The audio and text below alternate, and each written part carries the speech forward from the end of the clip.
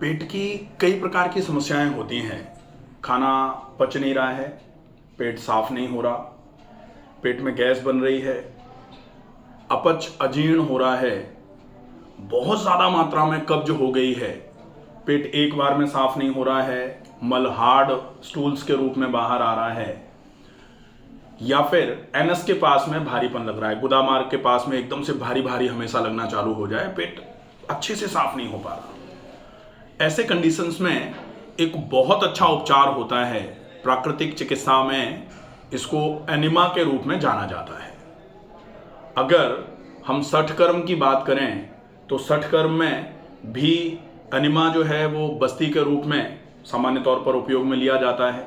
हाँ, जो 6 शुद्धि कर्म योग में रखे गए हैं, धौती, बस्ती, नैति, नौली, त्राटक, कपालभाति। पंचकर्म में भी एनिमा का उपयोग किया जाता है, वहाँ भी बस्ती के रूप में एनिमा का उपयोग होता है। और जब भी मेडिकल में हम जाते हैं, मेडिकल साइंस में, जो मॉडर्न साइंस में जो आजकल दवाइयों का उपयोग किया जाता है, वहाँ भी अगर आंतों में बहुत कुछ जमा हो जाए, पेट एकदम से फूलना चालू हो जाए, तो वहाँ वो ग्लिसरीन का एनिमा करवाते हैं। प्राकृतिक चिकित्सा में एनिमा का उपयोग किस तरीके से हो, पेट की समस्याओं के लिए एनिमा क्यों ज्यादा अनिवार्य है, एनिमा के कितने प्रकार होते हैं, एनिमा कैसे किया जाना चाहिए और एनिमा कैसे काम करता है, ये सारी चीजें अगर हम समझ लेंगे तो लगभग पेट के तो सारे रोग खत्म हो ही जाएंगे। और कहा जाता है कि पेट साफ होगा तो धीरे धीरे करके पूरे शरीर के रोग सही होना चालू हो जाएंगे। एनिमा सबसे पहले होता क्या है ये जानना जरूरी है। अपन जानते हैं, आप आते रहे हैं, आपने लिया हुआ है पहले एनिमा। एनिमा में क्या किया जाता है, एक कैन होती है एनिमा कैन, उसमें पानी भरा जाता है, उसको लगभग बॉडी के ऊपर 3-3.5 फीट ऊपर दीवार पे कहीं भी कील लगा करके उस कैन को ऊपर रख लिया जाता है, और वहां से एक पाइप निकल के आता है, और वो पाइप जो है वो एनिमा के कैथेटर से, जो रबर का कैथेटर आता है, उससे कनेक्ट कर देते हैं। उस कैथेटर को एनस से होते हुए इंसर्ट कराया जाता है, जो आपके रेक्टम और सिग्मोइड कोलोन तक पहुंचने का काम करता है। फिर उसमें जो नॉब होती है उसको खोल दिया जाता है, तो पानी जो यहां भरा हुआ है एनिमा के कैन में, वो पानी पाइप से होते हुए धीरे धीरे करके उस पाइप से होते हुए, कैथेटर से होते हुए, एनस से होते हुए अंदर की तरफ चला जाता है। अब ये पानी जो आंत में गया, बड़ी आंत में गया, गुदामार्ग के बाद फिर रेक्टम, और रेक्टम के बाद फिर सिग्मोइड कोलोन, और सिग्मोइड कोलोन के बाद फिर ये जो डिसेंडिंग कोलोन इधर की आंत होती है, जो इसकी तरफ पानी चढ़ जाता है। अब जैसे ही पानी चढ़ करके फ्री होता है, हम नॉब को बंद कर देते हैं। जैसे ही कैथेटर को निकालते हैं, कुछ लोगों को तुरंत ही मोशन जाना होता है, रोक नहीं पा रहे। नहीं, मेरा तो थोड़ा सा भी पानी भी अंदर जाता ही नहीं। हाँ, अब कुछ लोग तो वैसे हैं कि जिनको एनिमा का पानी चढ़ा दिया और वो मोशन ही नहीं गए, पानी अब्जॉर्ब हो गया, रुकी गया पानी। कुछ लोग होते हैं कि पानी चढ़ा दिया, वो 10 मिनट 15 मिनट तक होल्ड कर लेते हैं। कुछ लोग होते हैं कि एनिमा का पानी चढ़ा, चढ़ते लास्ट वाला पानी थोड़ा बचा, उनको लगता है कि नहीं अब नहीं रोक पा रहे, निकालो और अब जाना है तुरंत। और कुछ लोग ऐसे होते हैं कि पानी आधा कैन ही चढ़ पाता है, उसके बाद ही पानी रिलीज निकलना चालू हो जाता है।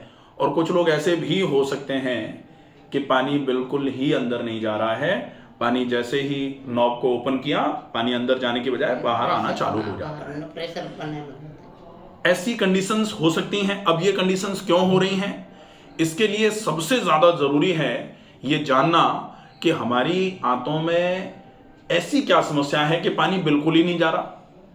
तो इसका मतलब यह है कि जो डिस्टल कोलोन है, बड़ी वाली आंत का जो अंत वाला पार्ट है, उस वाले पार्ट में फीकोलिथ जमा है, पहले से वहां कचरा जमा है। वो अंदर की, जैसे होता ना कि यहां ऐसे करके यहां से किसी चीज में पानी डाला जाए और यहां तक पहुंचना है, लेकिन अगर ये यहीं ब्लॉक है बिल्कुल, तो पानी यहां से जाएगा और यहीं से फिर ऐसे करके फैलना चालू हो जाएगा।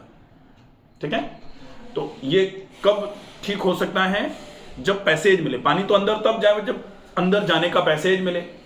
अब पैसेज कब मिलेगा, जब पहले जो थोड़ा बहुत ज्यादा जमा है वो एक बार के लिए बाहर आए। ठीक है। अब वो एक बार के लिए बाहर आए, इसके लिए बहुत ज़रूरी है कि आपका जो एनस, रेक्टम, सिग्मोइड कोलॉन, इसकी क्लीनिंग करवा दी जाए। इसके क्लीनिंग के लिए एक तो आप पहले पहले खाने पीने में थोड़ा ध्यान रख लो, थोड़ा ज़्यादा पानी पी लो। फिर थोड़ा सा ये भी ध्यान रखना पड़ेगा कि कुछ ऐसा दिया जाए जिससे थोड़ा सा पेट हल्का फुल्का साफ होना चालू हो जाए।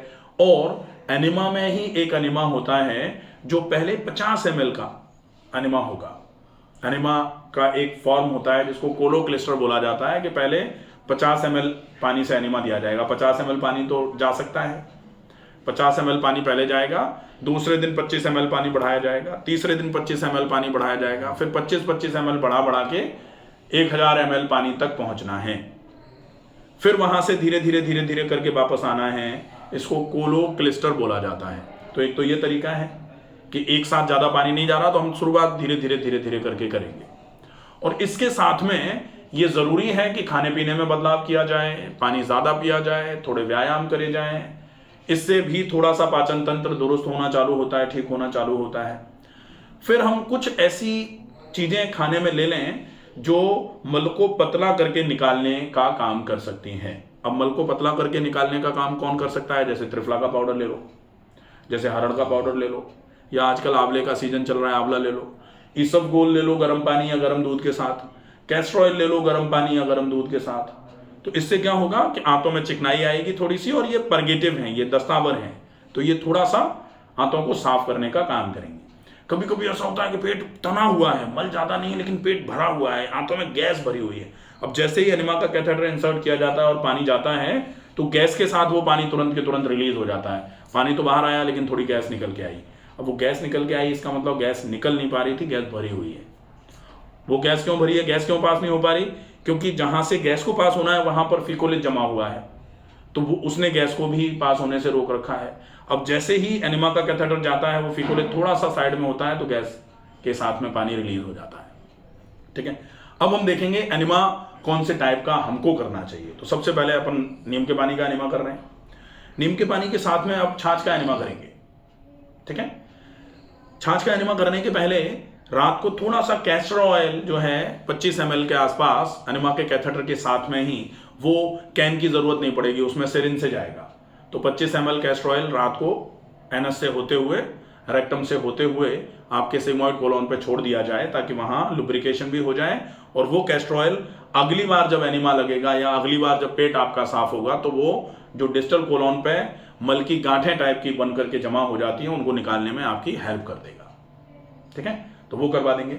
इसके अलावा फिर गौमूत्र के पानी का एनिमा होता है। अगर बहुत पित्त की समस्या नहीं है, आंतों में बहुत गर्मी नहीं रहती है, तो फिर गौमूत्र का पानी का एनिमा भी बहुत इफेक्टिव होता है, क्योंकि थोड़ा सा एसिडिक है। तो वो जो भी आंव, कचरा, जो भी गंदगी भरी हुई है, जमी हुई है, उसको वहां से पूरे को घोल के साफ करके लेके आएगा। साथ में ये जरूर ध्यान रखना पड़ेगा पानी बहुत पिया जाए। पानी की कमी अगर रहेगी तो फिर एनिमा कुछ ही काम नहीं कर पाएगा। तो एनिमा अच्छे तरीके से काम करे, इसके लिए बहुत ज़रूरी है ज़्यादा पानी पिया जाए, खाने में बहुत मोटे आटे की रोटी खाई जाए, सब्जियां ज़्यादा से ज़्यादा मात्रा में खाएं, खाने को बहुत चबा के खाएं, ताकि गैस्ट्रोकोलिक रिफ्लेक्स जनरेट बना रहे। और ये एनिमा काम कैसे करता है?